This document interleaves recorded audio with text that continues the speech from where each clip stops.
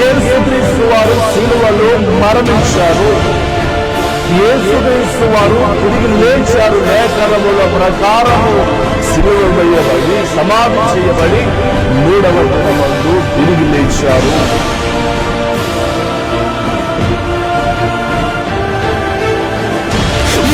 జీవించబడడానికి, ఒక స్థితిలో ఉండడానికి, ఈరోజు నువ్వు క్షమించబడడానికి, ఈరోజు ఒక ఉన్నతమైన స్థితిలో ఉండడానికి కారకుడు సజీవుడైన క్రీస్తే.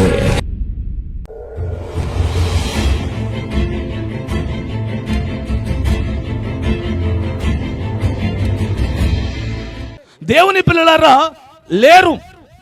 ఒకవేళ దేవుడు ఈ మొదటి దిన సభలో దేవుడు మాట్లాడుతున్నాడు, అలాంటి భక్తి పరులమైతే ఆ సింహాసనం మనదే. అందుకే మన జీవిత కాలంలో మనము ఎలాంటి వారము అనేదాన్ని పరీక్షించుకోవడం అవసరం, దిద్దుకోవడం అవసరం. మనము మారు మనసు పొందడం అవసరం, మరలా పోయినటువంటి భక్తిని సంపాదించుకోవడం అవసరం. అందుకే ఈ రోజు ఎలాంటి భక్తి ఉందనంటే, అందుకే పౌలు గారు తిమోతికి రాసి ఒక మాట మాట్లాడతారు. ఏం మాట్లాడతారంటే, తిమోతికి రాసినటువంటి 2వ పత్రిక 3వ అధ్యాయము 5వ వచనాన్ని చదువుకుందాం. పైకి భక్తి గలవారు వలె ఉండియు దాని శక్తిని ఆశ్రయించిన వారినై ఉందురు, అట్టి వారికి విముఖుడనై ఉందును. ఈ వాక్య గ్రంథంలో చూస్తే పైకి భక్తి గల వారి వలె ఉండియు దాని శక్తిని, అంటే భక్తికున్న శక్తిని ఈరోజు మనుషులు ఏం చేయట్లేదంట, చెప్పాలి, ఆశ్రయించట్లేదంట. అందుకే పైకి భక్తి గల వారి వలె ఉండి దాని శక్తిని ఏం చేయట్లేదు, చెప్పాలి, ఆశ్రయించట్లేదు. ఒక మాటలో చెప్పాలంటే భక్తికి ఏముంది చెప్పండి, శక్తి ఉంది. ఆ శక్తికి ఏముంది చెప్పండి, ఓర్చుకునే గుణం ఉంది. ఆ శక్తికి ఏముంది చెప్పండి, జయించగలిగిన శక్తి ఉంది. ఆ భక్తికి ఏముందంటే పరలోకానికి వెళ్ళగలిగినటువంటి శక్తి ఉంది. ఒక మాటలో చెప్పాలంటే భక్తికి శక్తి ఉంది. ఆ శక్తి ఒకవేళ ఉంటే ప్రభు మెచ్చుకోగలిగినటువంటి కార్యాలు జరుగుతాయి. దేవుని పిల్లలారా, అందుకే చాలా మంది పైకి భక్తి కలిగిన వారు వాళ్ళే, పైకి అంతే, లోపల మాత్రం మేడిపండు ఎలా ఉంటుంది చెప్పండి. ఎంతమంది చూసారు మేడిపండు? చూడడానికి బాగుంటుందా? చెప్పాలి. దాన్ని విప్పి చూస్తే పురుగులు ఏమన్నా చెప్పండి, చెప్పాలి. మేడిపండు చూస్తే మేలిమై ఉండును గాని పొట్ట విప్పి చూడు పురుగులుండా ఏముండా. ఈరోజు పైకి భక్తిని ఆశ్రయించేటువంటి పైకి మాత్రమే భక్తి కలిగిన వారిలో ఎన్నో పురుగులు ఉన్నాయి. ఏమున్నాయి? ఎన్నో పురుగులు. అబద్ధం అనబడే పురుగు, తాగుడు అనబడే పురుగు, అవిశ్వాసం అనబడే పురుగు, సీరియల్ అనబడే పురుగు, భయంకరమైనటువంటి పాపం అనబడే పురుగులు, ఎన్నో పురుగులు ఉన్నాయి. సీరియల్ అనబడే పురుగులు, అనేక పురుగులు ఉన్నాయి. మనం అంటుంటాం కదా, ఎవడైనా ద్రోహం చేస్తే పురుగులు పడి చేస్తావరా అంటాడు చూడు. అవునా? ఎవరైనా నువ్వేమైనా చేస్తే కన్నా నువ్వు పురుగులు పడి చేస్తావు. మరి దేవుని బాధ పెట్టేవాడు పాపం పుష్పాలు వచ్చి పోతాడా చెప్పండి? దేవుని బాధ పెట్టేవాడు, దేవునికి విరుద్ధంగా బ్రతికేవాడు అని పొట్ట విప్పి చూస్తే పుష్పాలు వస్తాయా, మల్లెపూలు వస్తాయా? చెప్పాలి. లాస్ట్కి పురుగుగా మారుతారు వాళ్ళు. ఏమాడతారు? పురుగుగా. ఆ పురుగు ఎక్కడ ఉంటుంది? అగ్నిలో ఉంటుంది. నరకమన్నది నిరతముండునయో, ఆ ఘోర నరకము నందు పాపులు కాలుతుందురయో. అగ్ని ఆరదు, పురుగు చావదు, కొరుకుతుందురు పళ్ళు పటపట. పురుగంట. ఎందుకంటే పురుగులు ఉన్నాయి మన జీవితంలో. ఈ పురుగులన్నీ కలిసి మనం లాస్ట్కి ఏమైపోతాం? పురుగుగా మార్చబడతాం. ఆ పురుగు ఎక్కడ పోతుంది? అగ్నిలో కాలుతుంది. దేవుని పిల్లలారా, ఈరోజు చాలా మంది ఎలాంటి వారిగా ఉన్నారంటే పైకి మాత్రమే భక్తి, పైకి మాత్రం వందనాలు, పైకి మాత్రం షలోం, పైకి మాత్రం ప్రైజ్ లార్డ్.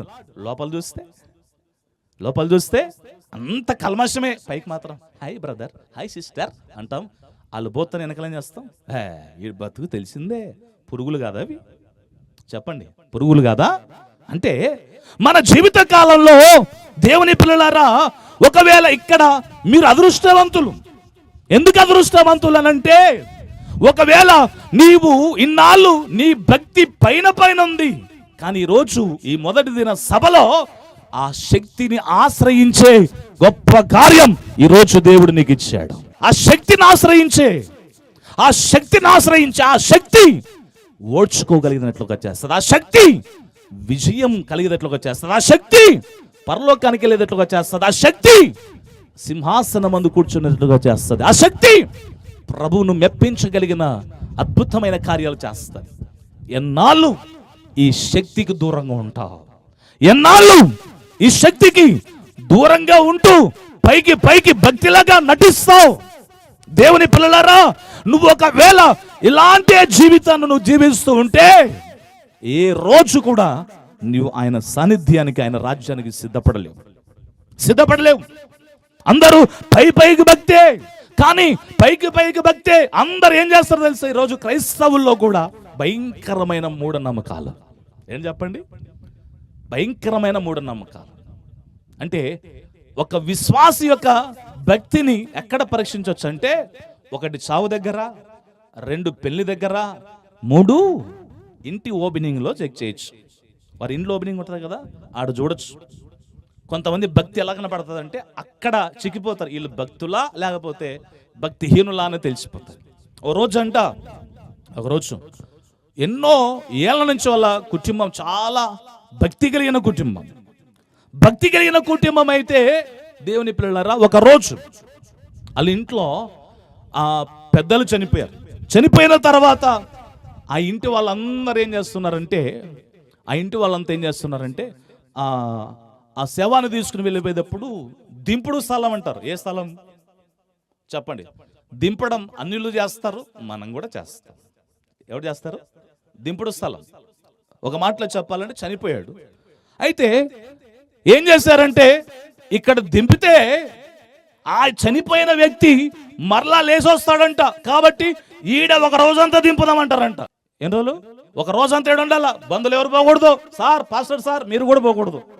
ఎందుకంటే మరలా మా నాన్న లేసొస్తాడు. వీళ్ళంతా ఉంటారా? చెప్పాలి, ఉంటారా? అయితే 2 గంటలు సటాయిచ్చారంట ఫ్యామిలీ. పాపం ఎవరైతే సటాయిచ్చారో 6 దయ్యమై దూరాడంట వాళ్ళ నాన్న. పలికి మాల్దానా, చచ్చిపోయి ప్రశాంతంగా నన్ను ప్రార్థన చేసుకుని పైకి కొనివా అని చెప్పి వేసి బండకేసి తలకేసి కొట్టుకునేట్టు చేశాడంట. దింపుడు బాగుందా? ఈమెను కూడా ఎత్తాల్సింది. కొద్దిసేపు అంటే ఏమని కూడా ఏం చేస్తారు? చెప్పాలి. ఈరోజు చాలా మంది ఏంటంటే పెళ్ళిళ్ళలో ఇన్ని బియ్యం వేసుకొని వెనకాల పెట్టుకొని కత్తి తీసుకుని, కత్తికి ఏముంటుంది? నిమ్మకాయ ఉంటుంది. ఏమంటే చెప్పండి? కత్తికి నిమ్మకాయ ఎందుకు పెట్టారా నాయన అంటే, ఈరోజు అంతా కూడా ఏకమైపోయింది. అందుకే భక్తులు అంటారు, సంఘము లోకముతో కూడా ఏమైపోయిందంట? ఏకమాయను. భక్తి లేదు. పైకి మాత్రమే భక్తి కలిగిన వారిగా ఉన్నారు. ఎందుకనంటే ఇప్పుడు సమాధి కార్యక్రమం చేసేది కూడా పాస్టర్ గారు చెప్తారు, తొందరగా చేయ, ఇట్లా చేస్తున్నావు, అట్లా చేస్తున్నావు. పెళ్లి దగ్గర అంతే, తొందరగా చేయి సార్, టైం అయిపోయింది. ఆయన చేసింది అసలు ఇంకా ఆయన ఎందుకు పిలుచుకోవాలి? నువ్వే చేసుకుంటే అయిపోయాయి కదా.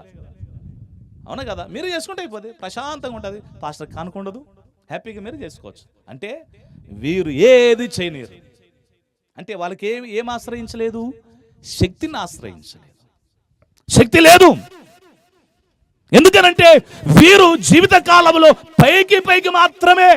ఇలా పునాదులు ఎలాగున్నాయంటే వాక్యం చెబుతుంది కదా, కాగా ఈ నా మాటలు విని వాటి చొప్పున చెయ్యు ప్రతి వాడు, దాన్ని చేయని వాడు, చేసేవాడు, చేయని వాడు ఎక్కడ వేసుకుంటాడంట పునాది? చెప్పాలి, ఇసుక మీద పునాది అంట. ఇసుక మీద వర్షం వచ్చిందనుకో, గాలి వచ్చిందనుకో, అదేమైపోతుంది? పుట్టుక్కని పడిపోతుంది. ఎందుకు? వీళ్ళు కేవలం పునాది ఎక్కడ వేస్తారు? ఇసుక మీద వేస్తారు. ఇసుక మీద వేస్తే ఇల్లు ఉంటుందా? ఉండదు. ఎందుకనంటే దేవుని పిల్లలారా, ఈ రోజుల్లో చాలా మంది పునాదులు ఇసుక మీద ఉన్నాయి. ఎక్కడ ఉన్నాయి? గడి చెప్పాలి. ఇసుక మీద ఉన్నాయి. ఇసుక మీద పునాదులు వేసుకున్నారు. అది ఎంత ప్రమాదం అనంటే భయంకరమైనటువంటి ప్రమాదం. అందుకే ఈ సమయంలో మీకు చెప్పే మాట ఏంటంటే, దేవుని పిల్లలారా, ఎవరు లేరు యోబు లాంటి భక్తి పరులు లేరు.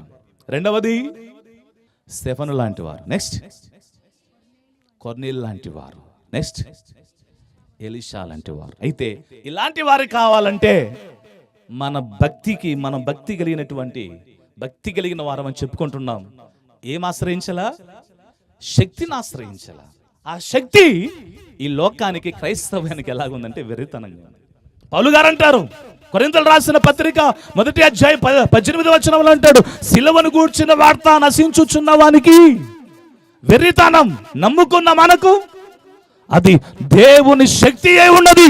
ఒకసారి గట్టిగా చెప్పలు కొడదాం. దేవునికి మహిమ కలుగును గాక. నమ్ముకున్న మనకి. ఎందుకంటే ఈరోజు ఈ ప్రపంచానికి మన భక్తి, మన విశ్వాసం, మనకు, లోకానికి ఎలా అయిపోయిందంటే వెర్రితనంగా మార్చబడింది. అయితే ఇలాంటి వారు మనకు కావాలంటే శక్తిని ఆశ్రయించాలి. ఏ శక్తి చెప్పండి? భక్తికి ఏముంది? శక్తి ఉంది. ఏ శక్తి? శిలువ శక్తి. ఏం చెప్పండి? శిలువ శక్తి. ఆ శిలువ శక్తి మన కల్మషములను కడిగి వేసింది, మన పాపాలను కడిగి వేసింది. ఆ శిలువ అది ఎంతటి ఘోర పాపినైనా కడిగి వేసి పరిశుద్ధునిగా, నీతిమంతుడిగా, విశ్వాసిగా, ఒక మాటలు చెప్పాలంటే భక్తి కలిగిన వాడిగా చేసింది ఆ రక్తం. గట్టిగా చెప్పలు కూడదా? దేవునికి మహిమ కలుగును గాక. దేవుని పిల్లలారా, భక్తి అనేది చాలా అవసరమైంది. భక్తి లేకపోతే ఎప్పుడు గొప్పవారు గారు. గొప్పవారు అవుతారా భక్తి లేకపోతే? ఏ రోజు కారు. అందుకే మనం ఏం చేయాలంటే ఈ సభలలో, ఈ 3 దినాల సభలలో ఒకటి, ఈ రోజు నువ్వు పునాది వేసుకో. ఎందుకంటే శక్తిని ఆశ్రయించాలి. ఈ శక్తి నీ కన్నీటిని తుడుస్తుంది. ఈ శక్తి నీ పాపము నుంచి విడిపిస్తుంది. ఈ శక్తి నీ రోగాన్ని స్వస్థపరచగలుగుతుంది. ఈ శక్తి నిన్ను విడిపించగలుగుతుంది దురాత్మల నుండి, సంతానలేమిలో నుండి. ఈ శక్తి, యేసుక్రీస్తు వారి యొక్క శక్తి ఏం చేయగలుగుతుందంటే నీ జీవితాన్ని అద్భుతంగా మార్చగలుగుతుంది. అందుకే ఆ శక్తిని పొందుకోవాలి. ఆ శక్తిని పొందుకోవాలి. మేడగదిలో వారు 125 మంది వారు ప్రార్థన చేస్తున్న కాలంలో వారు ఏం పొందుకున్నారు చెప్పాలి? పరిశుద్ధాత్మ శక్తి పొందుకున్నారు. అందుకే మీ అందరికీ తెలియజేసే మాట ఏమిటంటే, మనము భక్తి గలవారము కావాలంటే ఈరోజు ఒక బలమైన శక్తి మన మధ్యలో ఉన్నది. ఆ శక్తిని ఎవరైతే ఆశ్రయించగలుగుతారో వారి జీవితంలో అద్భుతాలను ప్రభు చేయబోతున్నాడు. గట్టిగా చప్పట్లు కొట్టి ఆమేన్ చెప్పండి. దేవునికి మహిమ కలుగును గాక. మరొక మాట పేతురు రాసినటువంటి 2వ పత్రిక 3వ అధ్యాయము 12వ వచనాన్ని మనం చదువుకుందాం. 12వ వచనం, దినపు రాకడ కొరకు కనిపెట్టుచు దానిని ఆశతో అపేక్షించుచు మీరు పరిశుద్ధమైన ప్రవర్తనతోనూ భక్తితోనూ ఎంతో జాగ్రత్త గలవారై ఉండవలెను. భక్తితో. ఎందుకంటే ప్రభు దినం రాబోతుంది. ఆయన మరలా వస్తానంటున్నాడు. ఆ దినము, ఆ రాకడ దినము ఏం చేయాలంట? కనిపెట్టుకొని ఉండాలంట. అందుకే భక్తులు అంటారు, మనసున స్తుతి కార్యము తప్ప మరి పని ఏమున్నది భక్త జనానికి, త్వరగా రానున్నా యేసు త్వరగానే రమ్మో తండ్రి. దేవుని పిల్లలారా, మీ అందరికీ చెప్పే మాట ఏంటంటే, ఆయన రాబోతున్నాడు కాబట్టి మనం ఎలాంటి వారిగా ఉండాలంటే ఆశతోనూ అపేక్షించుచు మీరు పరిశుద్ధమైన ప్రవర్తనతోనూ భక్తితోనూ ఎంతో జాగ్రత్త గలవారై ఉండాలంట. ఏ ప్రభు అయితే సిలువ వేయబడ్డాడో, ఏ ప్రభు అయితే ఆయనను హింసించారో, ఏ ప్రభు అయితే సమాధిని చేశారో, ఏ ప్రభు అయితే ఆయన సమాధిని బద్దలు కొట్టి తిరిగి లేచాడో, ఆయన మరలా రాబోతూ ఉన్నాడు. ఈ లోకానికి మరలా రాబోతున్నాడు కాబట్టి భక్తితోనూ ఎంతో జాగ్రత్త కలిగిన వారిగా ఉండాలంట. ఎంతో జాగ్రత్తగా ఉండాలంట. అయితే మీ అందరికి చెప్పే మాట ఏంటంటే, దేవుని పిల్లలారా చెప్పండి, అంశం పేరు చెప్పండి. చెప్పాలి. లేకపోయిరి. ఎవరు లేరు చెప్పాలి? భక్తి గలవారు లేకపోయారు. రెండవది చెప్పాలి, గతించిపోయిరి. ఎవరు గతించిపోయారు? నరులలో విశ్వాసులు ఏం చేశారంట? గతించిపోయారంట. అరే అరే రే, ఏంటి విచిత్రమైన మాట. భక్తుడేంటి, అయ్యా నన్ను రక్షించు, నన్ను రక్షించు. ఎందుకంటే భక్తి గల వారు లేకపోయారు. డేంజర్. భక్తి లేని వాళ్ళతో మనం జీవించాలంటే చాలా కష్టం. కష్టమా కాదా? దేవునికి మహిమ కలుగును గాక. దేవుని పిల్లలారా, విశ్వాసులలో నరులు ఏం చేశారు? గతించిపోయారు. ఒక మాటలో చెప్పాలంటే దేవుని పిల్లలారా, అబ్రహాముకున్నంత విశ్వాసం ఎవరికి లేదు. అబ్రహాం గారిని ఏమంటారు? విశ్వాసులకు తండ్రి. ఏం చెప్పండి, అబ్రహాం గారు ఎవరు? విశ్వాసులకు తండ్రి. వినండి, ముగింపులకు వస్తాం. అయితే ఈ ఒక వాక్యాన్ని మనం చదువుకుందాం. అబ్రహాము జీవితంలో ఒక విశ్వాసం ఉంది. అంటే ఆ విశ్వాసం ఎలాంటిదంటే, ఆ విశ్వాసం ఎంత గొప్పది అని అంటే, ఒకరోజు దేవుడు ఏం చేశాడంటే, ఒక సంతానం లేకపోతే కుమారుని ఇచ్చాడు. ఎవరా కుమారుడు? ఇస్సాకునిచ్చి ఏమంటాడంటే, దేవుడు ఏమంటాడంటే, అబ్రహమా నీ ఒక్కడై ఉన్న నీ కుమారుణ్ణి నాకేం చేయాలా? బలిగా అర్పించు. విశ్వాసం ఎలా ఉంటుందో చూడండి. అయితే ఒక వచనాన్ని చదువుకుందాం. ఆదికాండం 22వ అధ్యాయము 1వ వచనాన్ని చదువుకుందాం. ఆ సంగతులు జరిగిన తర్వాత దేవుడు అబ్రహామును పరిశోధించెను. ఎట్లనగా, ఆయన అబ్రహామా, అతడు చిత్తము ప్రభు అనెను. అప్పుడు ఆయన, నీకొక్కడై ఉన్న ఒక కుమారుణ్ణి, అనగా నీవు ప్రేమించు ఇస్సాకును తీసుకొని మోరియా దేశమునకు వెళ్ళి అక్కడ నేను నీతో చెప్పబోవు పర్వతములలో ఒక దాని మీద దహన బలిగా అతనిని అర్పించుమనెను. చాలు. అబ్రహమా ఇదిగో నువ్వు ఉన్నావు కదా, నీ ఒక్కడై ఉన్న నీ కుమారుణ్ణి, అనగా నీవు ప్రేమించి ఇస్సాకుని, ఏ ఇస్సాకుని నువ్వు ప్రేమిస్తున్నావు చూడు, ఆ ఇస్సాకుని ఏం చేయాలా? నాకు బలర్పించే. అంటే ఇక్కడ అబ్రహామును దేవుడు ఏం చేస్తున్నాడు? పరిశోధిస్తున్నాడు. అబ్రహాము విశ్వాసులుగా తండ్రి, చక్కటి వ్యక్తి, విశ్వాసం కలిగిన వ్యక్తి. ఎన్నో సంవత్సరాలకు సంతానం కలిగితే నాకు ఒక్క కుమారుడని చెప్పి అబ్రహాము ఇస్సాకును ఎంత ప్రేమిస్తున్నాడో, ఆ ప్రేమిస్తున్న ఇస్సాకును నాకు బలిగా అర్పించమన్నాడు. ఈరోజు దేవుని పిల్లలారా, అంటే నీ కుమారుని ఇచ్చాను కదా, నేనంటే ఇష్టమా? లేకపోతే నాకు ఎన్నో పేర్లు వస్తాయి. ఎందుకంటే మీ అందరికి చెప్పే మాట ఏంటంటే, దేవుని పిల్లలారా జాగ్రత్తగా గమనించండి. ప్రతి ఇంట్లో కూడా ఒక ఇస్సాకు ఉంటాడు. ఏ ఇస్సాకు? డబ్బు అనబడే ఇస్సాకు. అవునా?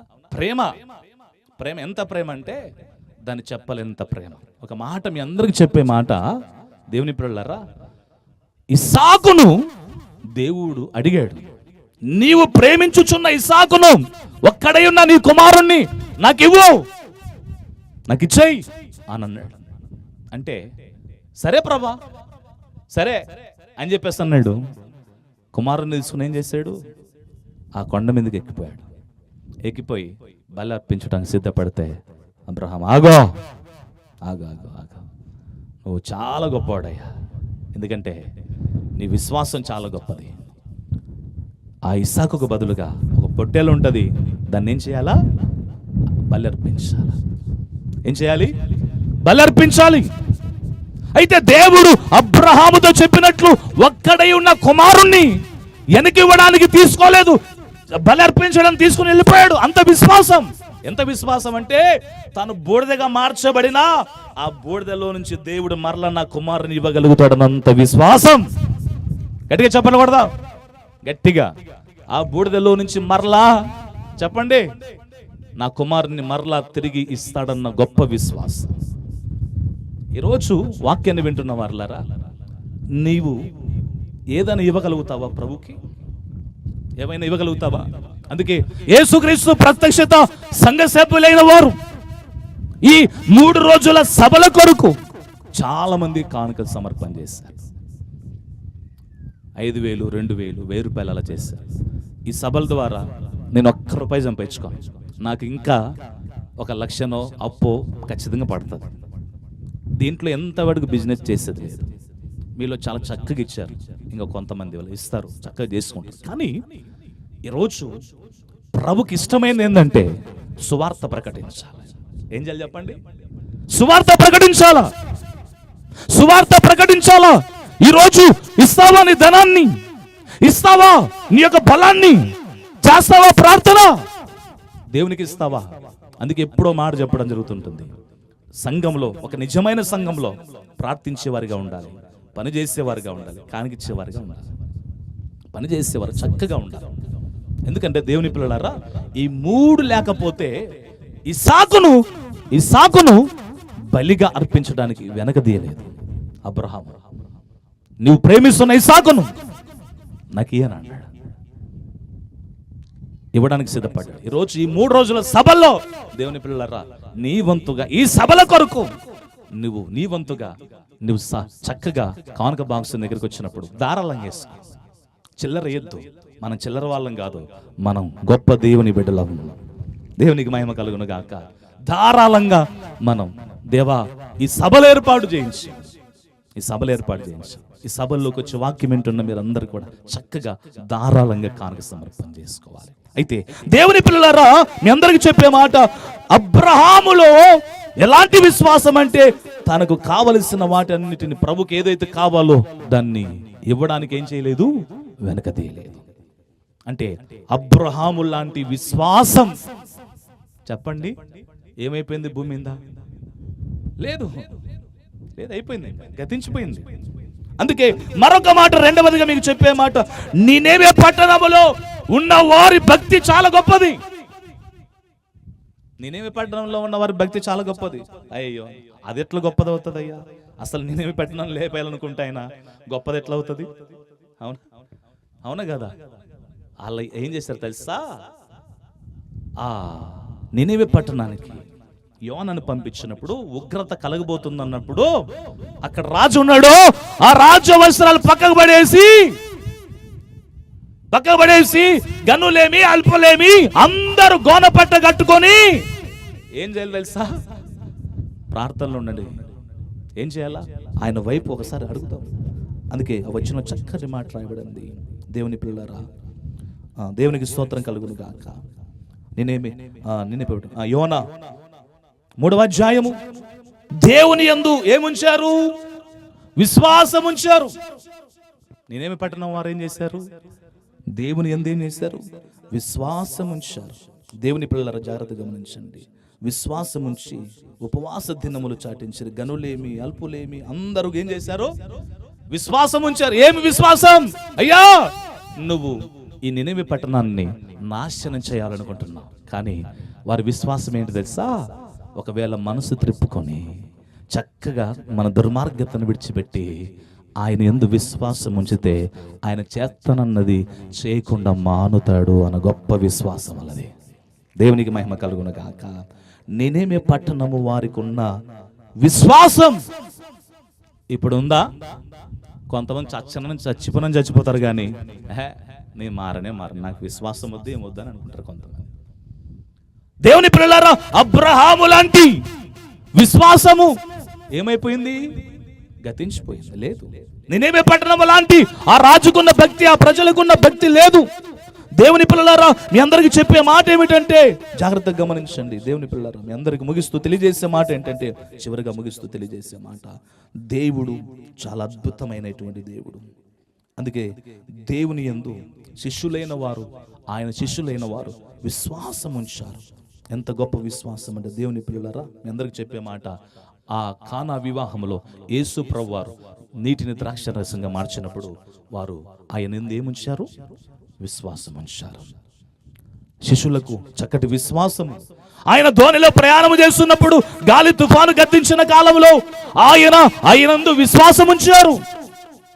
చక్కగా విశ్వాసం ఉంచారు. అందుకే మీ అందరికీ చెప్పే మాట ఏమిటంటే, ముగింపులోకి వస్తూ తెలియజేసే మాట ఏంటంటే, ఎవరి విశ్వాసం లేదు, అబ్రహాము లాంటి విశ్వాసము గతించిపోయింది. నినెవే పట్టణం లాంటి వారి విశ్వాసము చాలా అంశాలు ఉన్నాయి, కానీ టైం అయింది. ముగిస్తూ చెప్పే మాట, మీకు తెలియజేసే మాట శిష్యులకు ఉన్న విశ్వాసము లేదు. అయితే ఇక్కడ దేవునికి ఒక తికమక పెట్టింది. ఏంటి దేవునికి తికమకగా ఉంది? ఏంటి అసలు విశ్వాసాన్ని గురించి దేవుడు? అందుకే లూకా సువార్త 18వ అధ్యాయము 8వ వచనములో చూస్తే ఆయన అంటున్నాడు, ఏమంటున్నాడు తెలుసా? లూకా సువార్త 18:8 వచనం ముగించేస్తుంది. ఆయన వారికి త్వరగా న్యాయము తీర్చును, వారి విషయమే కదా ఆయన దీర్ఘశాంతము చూపుచున్నాడు. అయినను మనుష్య కుమారుడు భూమి మీదకి వచ్చినప్పుడు విశ్వాసాన్ని కనుగొనునా? ఏంటంట? విశ్వాసాన్ని కనుగొంటాడా? అంటే దేవుడు నిన్ను కనుక్కోవాలంటే నీ జీవితంలో ఏముండాలి? విశ్వాసం ఉండాలి. ఆయన అంటున్నాడు, విశ్వాసం కనుగొనునా అని. అంటే ఒక మాటలో చెప్పాలంటే జనంలో ఏం లేదు, విశ్వాసం లేదు. ఏమైపోయింది? గతించిపోయింది. కానీ విశ్వాసాన్ని పెంచుకోవడానికి ఒక గొప్ప ఔషధం ఉంది. ఏముంది? విశ్వాసాన్ని పెంచుకోవాలంటే గొప్ప ఔషధం బైబిల్లో మాట రాయబడింది. కాగా ఆయన మాటలు, అంటే ఆయన మాటలు ఎవరైతే వింటారో, ఆయన వాక్యం ఎవరైతే వింటారో, వినుట వలన ఏం కలుగుతుంది? విశ్వాసం కలుగుతుంది. ఏంటి చెప్పండి? వినుట వలన విశ్వాసం. ఆయన మాట ఒక ఔషధం. నువ్వు ఒక విశ్వాసాన్ని పెంచుకోవాలంటే ఒక ఔషధం ఉంది. ఈ రోజు ఆయన వాక్యమే ఒక ఔషధం. ఈ రోజు, రేపు, ఎల్లుండి మీరు వినండి.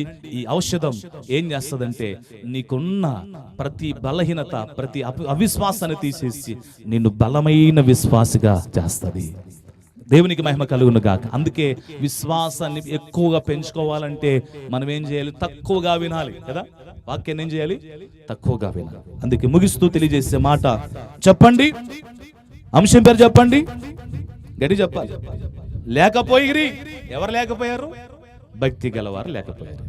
రెండవది, నశించిపోయారు. దేవుని పిల్లలరా, మీ అందరికి చెప్పే మాట ఏంటంటే, ఇదిగో దేవుని యొక్క శక్తి మరి మధ్యలోకి.